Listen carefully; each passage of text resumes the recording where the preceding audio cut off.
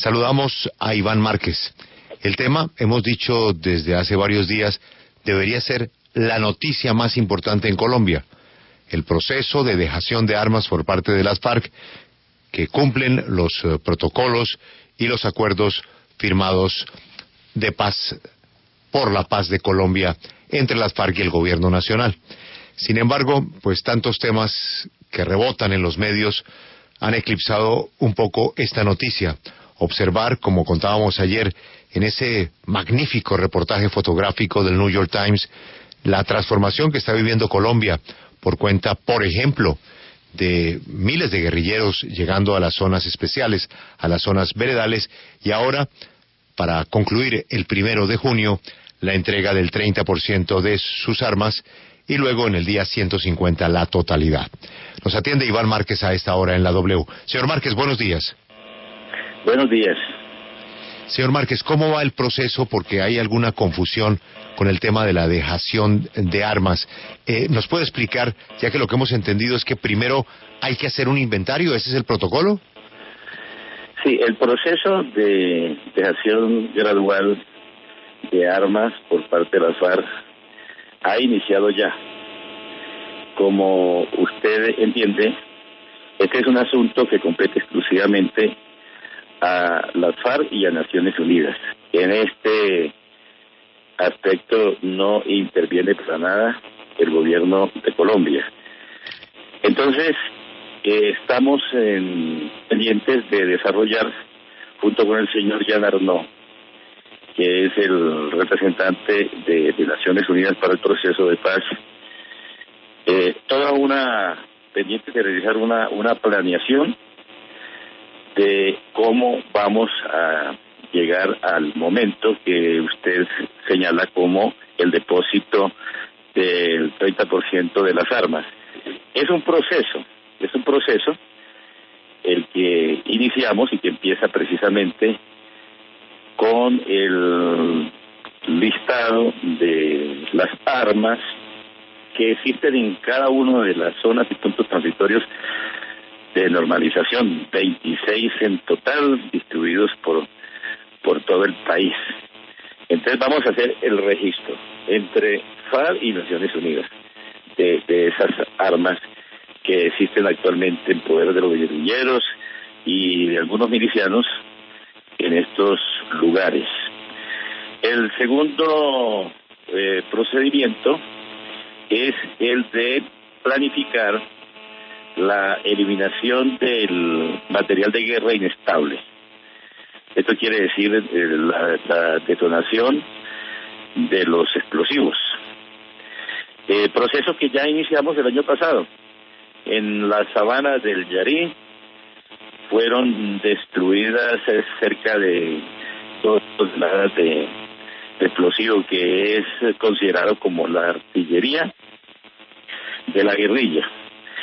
Igualmente vamos a ponernos de acuerdo con Naciones Unidas para concretar el primer depósito de armas, que son las que en este momento están referidas a los integrantes de FARC que hacen parte del mecanismo de monitoreo y verificación. Son 147 integrantes de la FARC que están en este mecanismo.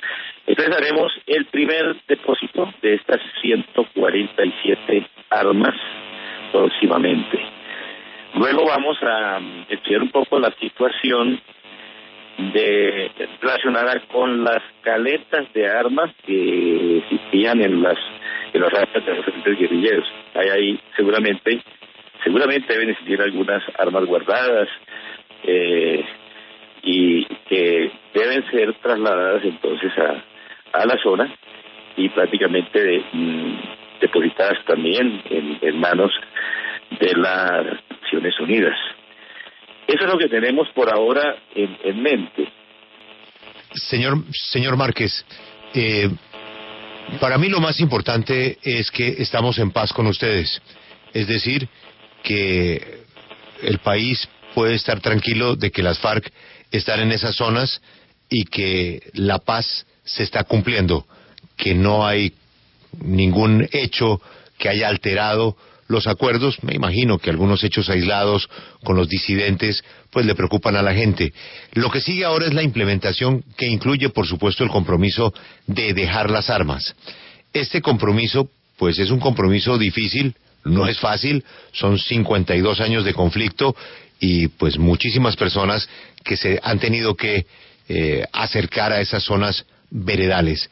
Yo quisiera preguntarle, ¿cuál ha sido el mayor inconveniente en esta parte del proceso, que es la implementación del cumplimiento en temas como el de las armas, llegar a las zonas veredales, la infraestructura que requieren esas zonas veredales, los aspectos que comprometen el nuevo lugar en donde van a vivir ustedes, van a vivir sus hombres?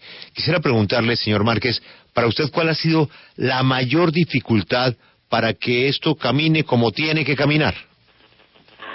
Sí, efectivamente, la implementación, la concreción de los compromisos. Esa es,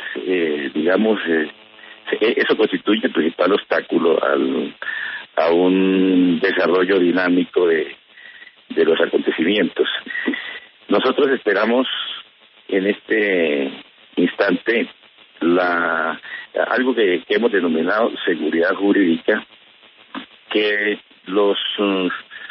que la ley de amnistía, por ejemplo, se materialice lo más pronto posible. Se promulgó hace 2 meses y fue reforzada con un decreto presidencial y hasta el momento no hay ningún guerrillero excarcelado. Algunos de ellos tendrán que ubicarse en las zonas veredales transitorias de normalización. Estamos trabajando con el gobierno y con Naciones Unidas en dirección a escoger los 5 puntos que donde deben ubicarse los guerrilleros que resulten excarcelados y que estarán allí a disposición de lo que diga la Jurisdicción Especial para la Paz. Es urgente, es necesario tramitar lo más pronto posible. Sabemos que el gobierno está en eso y tiene la mejor disposición de enviar al secretario general de Naciones Unidas una declaración unilateral del Estado informando que fue firmado el acuerdo de paz y lo envía para que sea recepcionado allá con el compromiso que habrá cumplimiento. A su vez, el señor secretario general de Naciones Unidas lo remitirá al Consejo de Seguridad de esa institución internacional, el cual o lo anexará o producirá una nueva resolución en ese sentido. Esto para nosotros es muy importante. Lo mismo que se apruebe la JEP, está en discusión y muy cerca ya de su aprobación. Esto es muy importante porque realmente nos permite establecer que los compromisos marchan de parte y parte. Nosotros tenemos la conciencia del deber cumplido, nos ubicamos en las zonas, nosotros sabíamos que nos íbamos a encontrar allá, que estas zonas no estaban adecuadas aún, pero que si hacíamos un esfuerzo mancomunado con el gobierno, íbamos a trabajar en una primera etapa en la construcción de los espacios comunes y luego en los alojamientos para los guerrilleros. Han habido dificultades, sí, pero estamos tratando de superarlas. El gobierno nos ha dado su palabra de que va a hacer todo lo posible para que estas obras se concluyan lo más rápidamente posible. Quiero volver a su primera respuesta, porque usted decía que ustedes entienden que el gobierno colombiano no participe, y yo creo que ese es uno de los problemas, es que muchos no entienden por qué las autoridades colombianas no participan en ese proceso de dejación de armas, y cómo sabemos los colombianos cuántas armas son y efectivamente si esas armas se entregan. ¿Cuántas armas tienen ustedes y cómo se va a poder tener la tranquilidad de que fueran dejadas esas armas? Pero sobre todo, ¿usted nos puede decir cuántas armas están en poder de la FARC? Bueno, en primer lugar yo quiero decir que confianza del mundo en Naciones Unidas pues no está en cuestión. Yo creo que ese es un asunto menor, ¿no? Los procesos de paz son así, y en este caso los depósitos se harán de las armas se harán a Naciones Unidas, y se harán de manera gradual. Son 3 momentos. En el primero se depositará el 30% de estas, en un segundo momento otro 30%, y ya por allá hacia el día D más 120 se depositará el restante 40% de las armas, ¿no? Pero estas cosas requieren también de algunas de la materialización de algunos compromisos, como el que le mencioné hace un momento, al cual se puede denominar seguridad jurídica. No, eso lo entiendo, pero le insisto en algo, porque es que si hablamos de porcentajes, nos quedamos un poco en el aire, porque los porcentajes dependen, yo entiendo que no se puede ir hasta el último detalle de cuántas son específicas, pero de cuántas armas aproximadamente estaremos hablando, no de porcentajes, sino de número de armas. Mire, yo creo que ese tema no es tan importante en últimas, ¿no? Vamos a hacer el registro. Para ser más objetivos, creo que el país va a conocer la cifra completa cuando se haga este registro. Además, porque usted sabe, deben trasladarse todavía algunas armas que están en caleta, como explicaba hace un momento. Entonces no debiera ser ese un problema, ¿no? Yo no lo veo así, ¿no? Eso hay que quitarle todos los misterios y las dudas, porque realmente lo importante es esto, Julio, que nosotros ya aprendimos un camino y no vamos a echar marcha atrás. Es la certeza que la FARC cumplirá sus compromisos, así como esperamos que el gobierno haga lo propio con los suyos. Esto es importante porque rodea este proceso de confianza. Hay un elemento muy negativo que es el de la confianza, y entonces tenemos que ponernos las partes, y el mismo país nos puede ayudar en eso, a cerrarle las puertas a esa posibilidad de que la desconfianza se apodere del corazón de la guerrilla y del país. Eso no puede ser. Precisamente hablando sobre la desconfianza, sobre el proceso de la entrega de armas, usted dice que la confianza que existe y la credibilidad que tiene Naciones Unidas, pues mundialmente, no puede estar en entredicho. Sin embargo, acá el problema de la credibilidad y la confianza no es con Naciones Unidas, sino con ustedes. La gente en Colombia no le... No, pero permítame, le pregunto un segundo. La gente en Colombia a ustedes no les cree y desconfía. Por eso mi pregunta va: ¿a qué pueden hacer ustedes o cómo garantizarle y decirle a ese colombiano que cree que no va a ser una realidad que ustedes entregarán la totalidad de las armas en el calendario estipulado, que sí va a ser así? ¿Cómo decirle a ese colombiano que crea y que efectivamente es un hecho que ustedes lo van a hacer? Nos han dicho cosas parecidas a las que usted está pronunciando. Por ejemplo, que el país no nos quiere. Eso no es cierto. Hemos sido en los últimos días objetos del amor, del afecto de la gente, cuando nos desplazábamos de los distintos campamentos guerrilleros a las zonas y puntos transitorios de normalización. Tuvimos recibimientos apoteósicos en muchas localidades. El apoyo de la gente, la agitación de banderas blancas y tricolores, y también la agitación de su corazón, respaldando este paso y animándonos a hacer la paz, porque la gente cree en las FARC. No, yo no dudo, señor Márquez, que... Yo no dudo ¿cómo la gente no va a creer que vamos a cumplir la palabra empeñada? Es que no hay ninguna razón. Hay algunas personas que se les mete algo en la cabeza y creen que eso es lo que piensa el país. Es que el país dice, por favor, no, claro. No. Yo creo que aquí tenemos todos que meternos en una onda positiva, no, de confianza. Aquí lo que tenemos que generar es confianza en todo el país, darle certeza de que esto se va a cumplir. Crea, por favor, en mis palabras, la FARC cumplirá su empeñada. Y así, como le decimos al gobierno, recuerden, señores, pacta sunt servanda, lo acordado es para que se cumpla. Además, decimos una cosa adicional.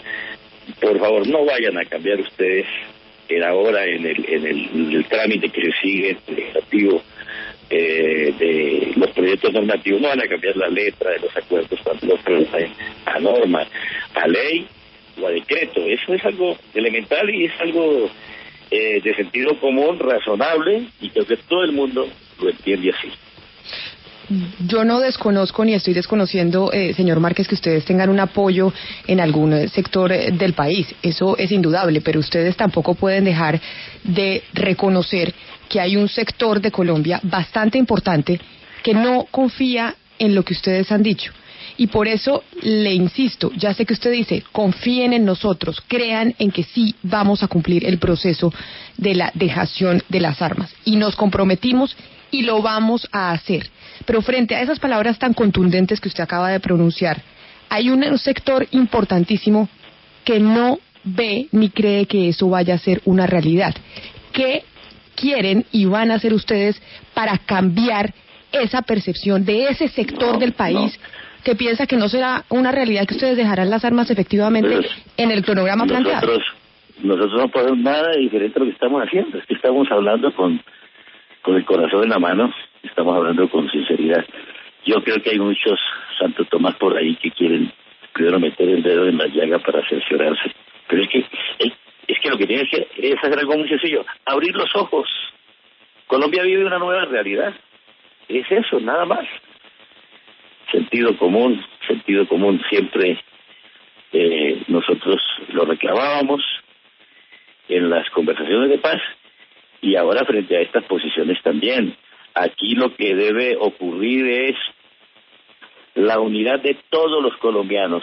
Vamos a reunir todos los esfuerzos, toda la certeza y toda la fe de que sacaremos adelante este proceso de paz. Yo estoy absolutamente cierto, convencido que la gran mayoría, la abrumadora mayoría de los colombianos creen en la paz y creen lo que estamos haciendo, porque hay que reconocer que se está avanzando.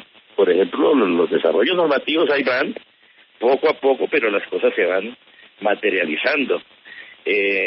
Uno desearía que estas normas estuvieran diseñadas lo más rápidamente posible, pero hay discusión y hay que dar que la gente hable y por eso el trámite avanza lentamente, pero avanza. Eso para nosotros es muy importante. Y yo sí quiero dar un llamado a todo el mundo, a todo el país, a todas las fuerzas vivas de la nación, a que nos unamos en este propósito de paz, que unamos los esfuerzos. La paz requiere el concurso de todos. Nada más humanitario que buscar la finalización de una guerra y sobre bases sólidas, que sea a través fundamentalmente de la implementación de todo lo acordado, que sobre esa roca edifiquemos la paz para el futuro, para las nuevas generaciones. En eso estamos. Señor Iván, aclárenos algo que acaba de mencionar. ¿Las FARC están condicionando la dejación de armas a que el gobierno primero conceda las amnistías? Es decir, ¿debe ser primero la amnistía? No condiciona nada. La FARC no condiciona nada. La FARC simplemente quiere darle un espacio al gobierno para que pueda cumplir sus compromisos. Los compromisos son recíprocos. Yo no estoy condicionando nada. Estoy hablando del sentido común. ¿Usted cómo pretende que las FARC, por ejemplo, inicien su proceso de dejación de armas y no hay nada concreto desde el otro lado? ¿Yo cómo puedo decirle a los guerrilleros de la FARC, bueno, en tal fecha empezamos con este porcentaje de dejación de armas, si los guerrilleros no ven que los presos nuestros en las cárceles no salen, a pesar de que hace 2 meses se promulgó la ley de amnistía? ¿Sí? ¿Me entiende ahora? Eso no es un condicionamiento, es algo natural, es algo que debe fluir sin ningún problema. Ustedes han dicho... lugar, y debe ser simultáneo, mire, sí. Aquí las cosas tienen que ir en paralelo. Eso no, y esto no significa condicionamientos, todo el mundo lo sabe, así son los acuerdos, esos son los procesos. Además le cuento otra cosa, es también urgente la garantía de seguridad, del respeto a la vida de los que pasan a la legalidad, de los guerrilleros que pasan a la legalidad. Señor Márquez. La seguridad de la garantía de la protección y de la seguridad de cada uno de ellos. Señor Márquez, las FARC también han dicho que debido a los retrasos en el tema de las zonas veredales, este cronograma de los 180 días debería flexibilizarse un poco. ¿Cómo están las cosas actualmente? ¿Cree usted que el día D más 180 habrá terminado ese proceso de dejación de armas? Hay que hacer todos los esfuerzos para que eso sea así. Voy a decirle una cosa, ya que usted me habla de condicionamientos que no son condicionamientos, otra cosa que es natural, que todo el mundo lo entiende, porque es del sentido común, debe haber también garantía socioeconómica o económica y social para los guerrilleros. Todo el mundo espera el día D más 180. El día D más 180, ¿qué va a pasar con los guerrilleros? Vamos a decirle, bueno, esto terminó, listo, desaparecen de aquí. No podemos decir eso. Nosotros no podemos ser tan irresponsables. Los guerrilleros no pueden quedar en el aire. Los guerrilleros tienen que tener al menos un proyecto productivo para asegurar su futuro, y esto lo estamos haciendo porque no queremos que el proceso de paz de Colombia derive en situaciones parecidas a otros procesos en las que se ha generado mucha inestabilidad, porque surgieron grupos, para mencionar un caso, el de San Salvador, ¿no? Ahí hay un problema bastante serio, y nosotros tenemos que dar ante todo la garantía socioeconómica para los guerrilleros, para que tengan un trabajo y para que puedan desarrollar una vida en condiciones de dignidad. Sí, una cosa, primero, de algo que mencionaba usted antes. Una cosa es apoyar el proceso de paz y otra apoyar a las FARC. Eso no necesariamente va de la mano. Manifestar respaldo por la paz no es necesariamente manifestar respaldo por las FARC. Y lo otro, yo sí vuelvo a insistir en el tema de la dejación de armas, en el tema de la dejación de armas, porque si no hay un conocimiento cierto del número de armas en poder de las FARC, el tema de porcentajes se vuelve etéreo. Es que el 30% de qué, ¿cómo se sabe que se está cumpliendo con el cronograma porcentualmente si no hay un inventario por lo menos cercano del número de armas que se van a entregar? Bueno, pero le estoy diciendo, de la impaciencia, que eso viene ahora. Es lo que vamos a hacer ahora con las Naciones Unidas. Vamos a hacer el registro de las armas que existen y se va a anunciar al país. No hay ningún problema, ¿no? Eso fluye sin ningún obstáculo, porque es la determinación que tenemos. Eso quiere decir que independientemente de los explosivos, de armas especiales, contando con la dotación que tiene un guerrillero, un militante que se está desmovilizando, pues en algún momento nos dirán 7.000 guerrilleros entregaron el 30% de 7.000 armas de aquí al 1 de junio. Es decir, le confirmarán al país, estoy inventándome la cifra, entregamos 3.000 armas a Naciones Unidas en el proceso de dejación. Eso lo sabremos. Sí, se sabrá. Y eso lo sabremos se sabrá. El 1 de junio. Sí. Bueno, cuando hagamos digamos el registro de las armas, y cuando definamos las partes, que ya es el momento de hacer el primer depósito, tal como usted lo está señalando. Don Iván, yo fui de los que siempre dije que no deberíamos hablar con los miembros de la mesa, sino limitarnos a las informaciones oficiales que salieran de ambos bandos, y me parecía siempre inconveniente para el proceso las filtraciones que se hacían en los medios de comunicación, porque eso deterioraba el éxito de la operación. Ahora me llena de esperanza hacerle preguntas a usted, porque yo soy de los que sí confío y que creo que este proceso es lo más importante que le ha pasado al país en los últimos años, y creo que vamos a tener éxito. Como hay un grupo al que se refería mi compañera Camila, que a diferencia de los que creemos, dicen ser amigos de la paz, pero no de ciertos aspectos del acuerdo, y ahora usted ha dicho que es indispensable la implementación, especialmente en algunos puntos, y citó el de la justicia especial para la paz. La pregunta es, ¿habría sido posible firmar un acuerdo de paz con las FARC sin una justicia especial como la que quedó pactada en los acuerdos? Bueno, yo creo que no habría sido posible, simplemente pienso eso. Tenemos algo extraordinario en este proceso de paz, que es la generación de nuevo derecho. Y ahí lo tenemos. A eso se le llama el sistema integral de verdad, justicia, reparación y no repetición, con un componente de justicia, que es la jurisdicción especial para la paz, que se distancia un poco del derecho penal del enemigo, de esa idea equivocada que la conclusión de un proceso de paz tiene que terminar con personas tras las rejas. No, aquí se buscó otro camino que fue muy consultado con las autoridades del derecho internacional.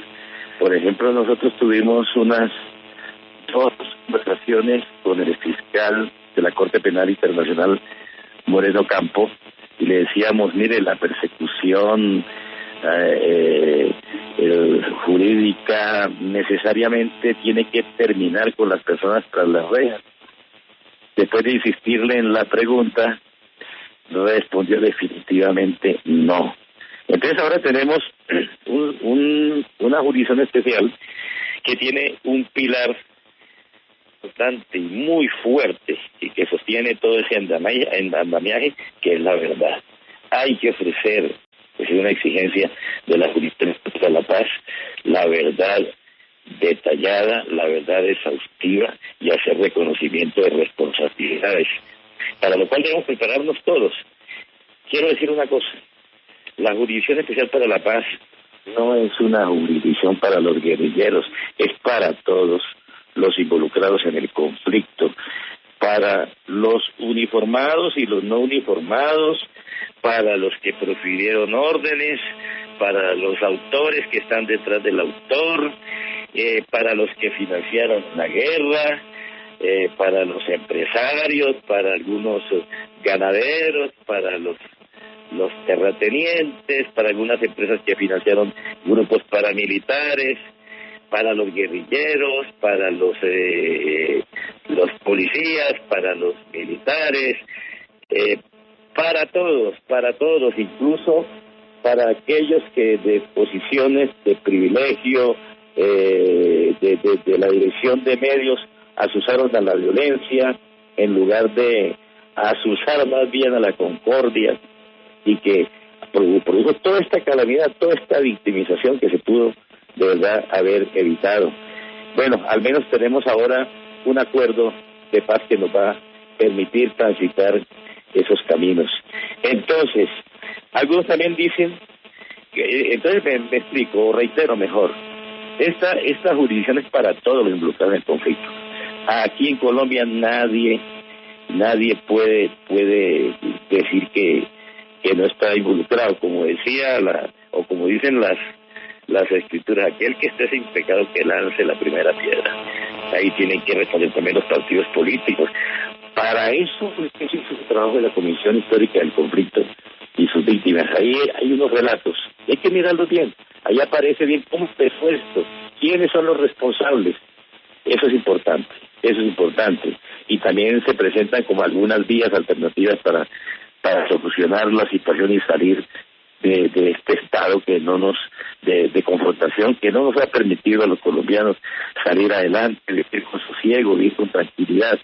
Nuestro mayor sueño es alcanzar la reconciliación y ojalá que en el futuro se pueda afianzar el principio gandhiano de la no violencia para resolver nuestro problema, porque hay vida digna para todos, porque hay una política económica más justa, porque hay soberanía. Bueno, estas cosas nos parece a nosotros que son los sueños pues de la gran mayoría de los colombianos, debieran, digamos, afianzarse en nuestra realidad para poder tener una paz estable y duradera. Que la Jurisdicción Especial para la Paz esboza, digamos, la impunidad, momento de impunidad, eso no es cierto, porque hay sanciones, pero las sanciones son reparadoras y son para todos los involucrados en el conflicto. Yo creo que es mucho mejor esto a tener tras las rejas. Claro, quien no aporte verdad, pues entonces va a tener una privación de la libertad. Mientras que en la jurisdicción especial, si la persona ha incurrido en una conducta no indultable, por ejemplo, pues entonces va a ser objeto de restricción de su libertad y debe cumplir con la sanción que le impongan los tribunales de paz. Yo creo que hemos hecho algo muy novedoso y que nos va a permitir a los colombianos encontrar la senda de la concordia y la reconciliación. Señor Márquez, como decía Alberto, pues vamos a seguir hablando, precisamente porque esperábamos a que se firmara ese acuerdo y poder hablar con ustedes en su desmovilización y cumplimiento del acuerdo, y así como apoyamos el proceso de paz en un acuerdo que, como en cualquier lugar del mundo, no es perfecto, pues seguiremos con preguntas, llevaremos la voz de quienes tienen respetables puntos de vista y que se oponen a algunos puntos del acuerdo. Por eso quiero recoger esa última pregunta de la justicia especial, de esa jurisdicción especial. ¿Usted cree que si en las próximas elecciones hay un cambio de gobierno hacia quienes han tenido críticas sobre esa justicia especial, podrían llegar a modificarla, y eso de qué manera podría afectar la paz que estamos viviendo? Bueno, mire, realmente nosotros hemos hecho esfuerzos, hemos escuchado a muchos sectores. Lo que quedó plasmado en el acuerdo es el resultado de un largo ejercicio de diálogo, de tomar las inquietudes de mucha gente. Yo creo que hemos realizado como unas 3 modificaciones. ¿Sabe a qué aspiramos realmente en este momento? A que el desarrollo normativo de los acuerdos no se convierta en una ocasión para modificarlos nuevamente, no. Yo creo que es el momento de decir, esto es lo que acordamos y esto es lo que vamos a cumplir para el bien del país, para el bien de nuestra reconciliación como familia colombiana. Señor Márquez, desde La Habana las FARC han dicho que no vamos a ver esa fotografía del momento de la dejación de las armas, pero para el país es importante ver este momento. ¿Por qué no dejar que los medios asistan o al menos entregar a través de la ONU un registro de ese momento? Bueno, esa ha sido una decisión tomada desde el instante en que este tema fue abordado, ¿no? No, es que realmente no tenemos esa foto, no la queremos realmente, no la deseamos. Es suficiente con el cumplimiento del compromiso. Así lo concebimos. No queremos ideas de indignantes como de sometimiento, que esas imágenes hagan pensar en situaciones como esta que acabo de describir. No, es asunto de dignidad. Nosotros hemos desarrollado una lucha armada y queremos que que ya pensamos que ya llegó el momento en que esa lucha debe cesar a través de un acuerdo de paz, como efectivamente ha ocurrido, y que es el momento de decirle adiós a las armas. Creo que nada más debe satisfacer tanto a los colombianos que esta decisión. Yo digo, si ya está tomada esta decisión, ¿para qué nos amargamos con pequeñeces? No es necesario que entonces fijamos la foto, que hay que demostrar, que usted tiene que comprobar. Así somos los colombianos, ¿no? Realmente vamos con el sentido común, ahí en él estamos viajando desde hace rato y creemos que las cosas van a salir y que lo importante es que lo que se acordó se cumpla. Señor Márquez, para finalizar, a propósito de lo que se acordó se cumpla, el próximo presidente de Colombia, o algunos de los que podrían llegar a la presidencia, han dicho que van a respetar el acuerdo, pero que van a hacer que se cumpla. Y ahí hay un nuevo jugador, que es el presidente Donald Trump. Estados Unidos va a respetar el acuerdo, lo va a apoyar, va a seguir en la misma dirección que venía el gobierno anterior, pero siempre y cuando se cumpla. Y hay un punto que daría unas primeras luces de que se cumpla: narcotráfico. Las cifras que se han conocido demostraron que el año pasado se disparó la siembra de la hoja de coca en Colombia. Las incautaciones muestran que en la medida en que son tan grandes es porque está saliendo más y más droga por las distintas rutas. Y ahí, pues las FARC han adquirido un compromiso muy importante de ayudar al desmonte y también a la modificación, no solamente erradicación, sino también la sustitución de los cultivos. ¿Ustedes desde las FARC consideran que eso en este momento no se está cumpliendo? ¿Por qué? Bueno, en primer lugar, pues yo sí quiero saludar el hecho de que la nueva administración de los Estados Unidos haya respaldado el acuerdo final de paz de Colombia. Eso es muy importante. Bueno, con relación al segundo aspecto de su planteamiento, efectivamente los cultivos de coca en Colombia se han incrementado, nos hablan de en unas 200.000 hectáreas. Nosotros hemos convenido en La Habana con el gobierno colombiano un plan de sustitución que siempre consulta a los campesinos cultivadores, plan de sustitución que coloca el énfasis en planes alternativos de desarrollo económico para los campesinos. Eso debe ser así. Hay en marcha un plan, efectivamente, en el que nosotros estamos colaborando, estamos yendo a las regiones con los funcionarios del gobierno encargados de esta tarea a convencer, a persuadir a los campesinos de la necesidad de dar este paso trascendental hacia la economía campesina legal, con respaldo del Estado y todas estas cosas. Pero vemos que en este campo el gobierno ha puesto su meta en reducir en 50.000 hectáreas esas 200.000, y se hace a través de la sustitución, de los planes de sustitución concertados con los mismos campesinos. Pero sí nos preocupa una cosa y enormemente, y es el de la erradicación forzada. La de la erradicación forzada. Nos preocupa eso. Es que no se puede, nosotros no acordamos en La Habana combinar los dos aspectos, ¿no? La sustitución consensuada con los campesinos con la erradicación forzada y glifosato y todas estas cosas. Nos parece una inconsecuencia realmente. Aquí hay que tener en cuenta una cosa, que se va a causar un daño enorme al país con la aspersión de esa sustancia venenosa que es el glifosato. Busquemos una manera distinta de solución. Ampliemos, digamos, la cobertura de la sustitución. Es mejor conversar con la gente. Las cosas a la brava no funcionan.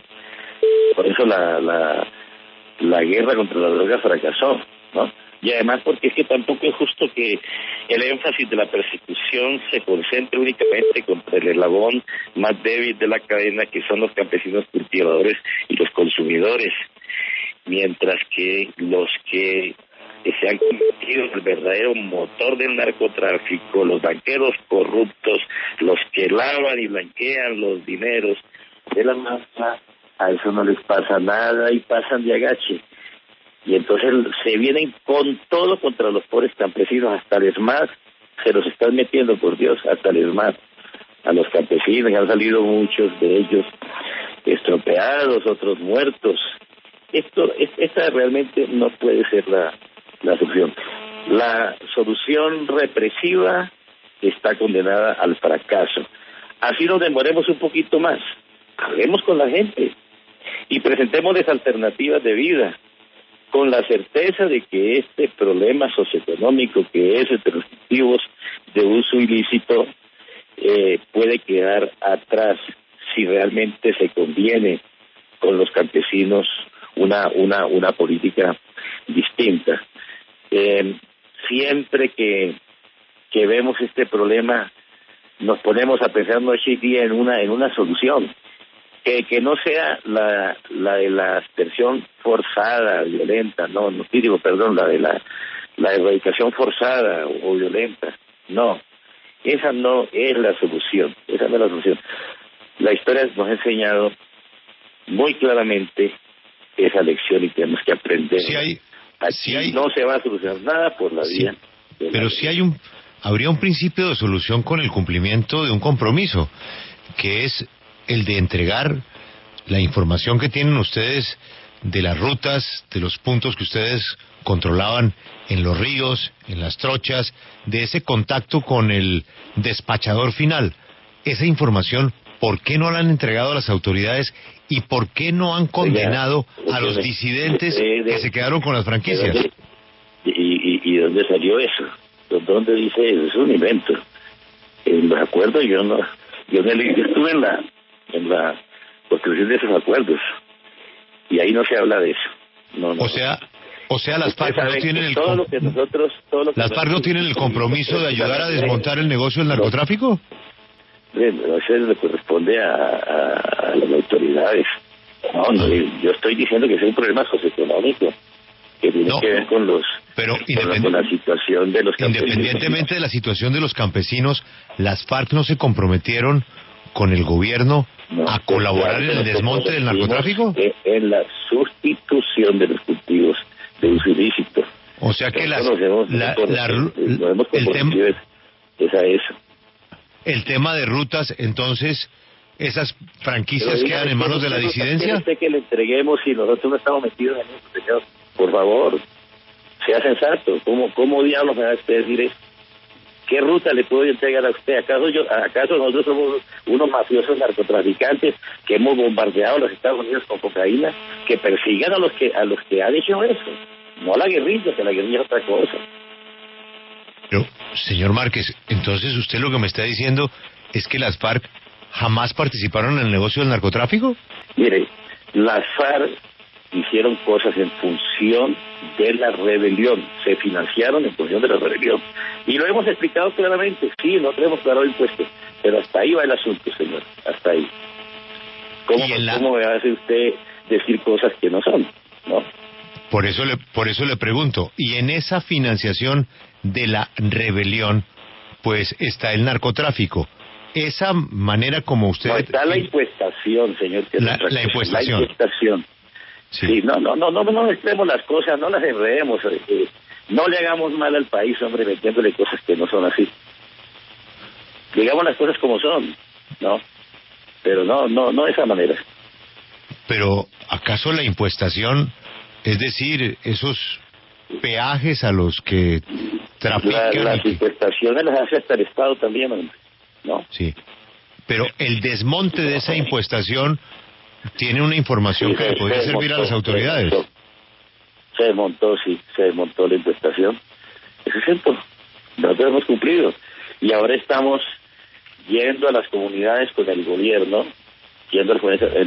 tratando de sembrar conciencia en los campesinos de la importancia, de la necesidad de pasar a una economía legal. ¿Y en eso estamos? de qué tamaño es la disidencia que se quedó con la impuestación? Pongámosle un 1%. La disidencia, yo no sé si se quedarían con la impuestación, eso no lo califico yo, sí. Pero la disidencia de las FARC no llega al 1% realmente. Y está ubicada, enfocada por allá, por los lados del Guaviare, o yo no sé dónde, hacia qué lugar se habrán corrido, pero más o menos, les reitero, un 1%. Una última pregunta, señor Márquez. Hemos visto últimamente unos trinos del comandante Timochenko, que tuvo algunas dolencias y que ya ha reportado que está bien, se ha recuperado, tengo entendido que en Cuba. Ustedes, el secretariado, no le quiero pedir que me cuente dónde está por razones de seguridad, ni más faltaba.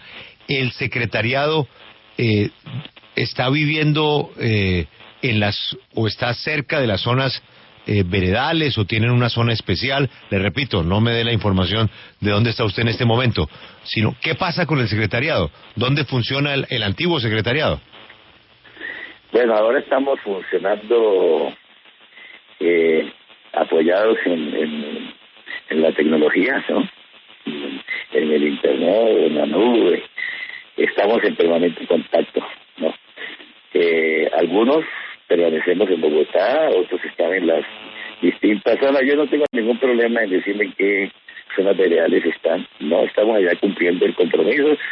Los integrantes del secretariado están con sus tropas, siempre explicando los avances de este proceso de paz, las dificultades, orientando a la guerrillerada y en todo caso buscando que este proceso tenga una culminación la más feliz posible y que le dé también esa felicidad al pueblo colombiano, porque todos merecemos vivir en paz y en condiciones de dignidad. Pues no sé si usted ya vio la última encuesta de Gallup, señor Márquez, pero dentro de lo poco que se rescata positivo de esa encuesta, que es muy poco porque el pesimismo, esta inmensa ola de corrupción, pues tiene realmente muy preocupado y enfurecido al país. Y dentro de lo poco que se rescata, pues para que usted lo sepa, es cómo va creciendo una mejor percepción de una organización como la suya, que tenía pues una muy mala percepción. En algo ha mejorado, está mejorando la imagen de las FARC, lo que quiere decir que se está transmitiendo ya algo de confianza, de tranquilidad y de poder vivir un país en paz hacia un futuro inmediato. Se lo quería también comentar, señor Márquez. Muchas gracias por su tiempo. Muchas gracias, yo lo he percibido también. Y creo que una causa de esta nueva percepción es que el pueblo colombiano advierte en nuestras propuestas, en nuestras palabras, sinceridad. Por eso insistí tanto a lo largo de esta entrevista en que es necesario creer en la palabra del otro. Eso es muy importante, confiar también. Y para concluir, quiero hacer esta reiteración. Las FARC ya tomó una senda que no va a abandonar hasta llegar al propósito de la reconciliación de la familia colombiana. Estamos dando pasos en esa dirección. Eso no va a ser, no será hasta la mañana. Las cosas para lograrlas hay que trabajar, hay que hacer esfuerzos y sobre todo no desfallecer. Nuestra determinación es precisamente esa, la de proseguir a pesar de las dificultades, buscándole siempre soluciones, de tal manera que podamos llegar a un momento de celebración nacional por la reconciliación del país. Muchas gracias a usted. Don Iván Márquez, muchas gracias por su tiempo. Ha sido usted muy amable y ojalá que todos esos propósitos se cumplan. Bueno, hasta luego. Iván Márquez, del Secretariado de las FARC, jefe del equipo negociador de las FARC en La Habana, hablando por primera vez en la W, Alberto, como nos comprometimos, que lo haríamos cuando se hubieran desmovilizado. Acompáñenos en el canal de YouTube @Julio Sánchez Cristo Oficial.